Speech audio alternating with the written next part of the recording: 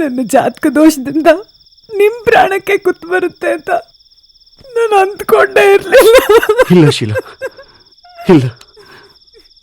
ಎಲ್ಲರೂ ಅವರವ್ರ ಸ್ವಾರ್ಥಕ್ಕೋಸ್ಕರ ನನ್ನನ್ನು ಬಳಸ್ಕೊಂಡ್ರು ಶೀಲಾ. ಆದ್ರೆ ನೀನು ನನಗೋಸ್ಕರ ಕಣ್ಣೀರು ಹಾಕೋದಕ್ಕಾದ್ರೂ ಇದೆಯಲ್ಲ.